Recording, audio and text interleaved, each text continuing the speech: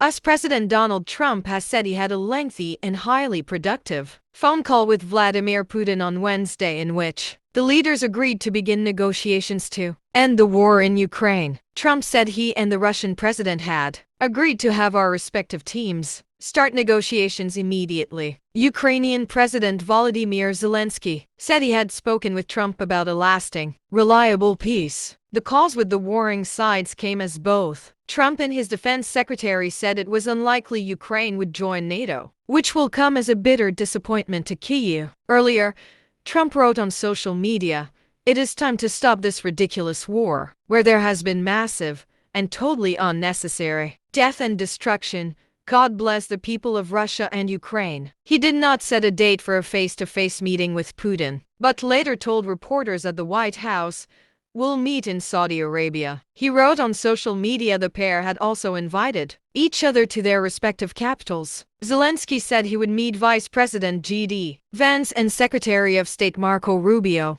during a defense summit on Ukraine in Munich on Friday. The phone call between Putin and Trump lasted nearly an hour and a half, during which the Russian president extended an invitation to visit Moscow. Peskov said, "The president said he agreed with Hegseth, who told a NATO summit earlier on Wednesday that there was no likelihood of Ukraine joining the military alliance. While it has long been known the new US administration would be less sympathetic to Ukraine than its predecessor, the words from Trump and his defense secretary will have only pleased Moscow." Zelensky has repeatedly argued there can be no talks on Ukraine without Ukraine, but the Trump-Putin phone call proved otherwise. Western help and the Ukrainian forces who benefited from it are the reason Kyiv did not fall within days of Russia's invasion, as was expected by some. But the road to a just peace, as Zelensky puts it, is neither going to be straight nor smooth for Ukraine. The Ukrainian president said his own call with Trump had been a good and detailed discussion. Accurate casualty counts are hard to come by due to secrecy by both the Russian and Ukrainian governments, but it is estimated that hundreds of thousands of people, most of them soldiers, have been killed or injured.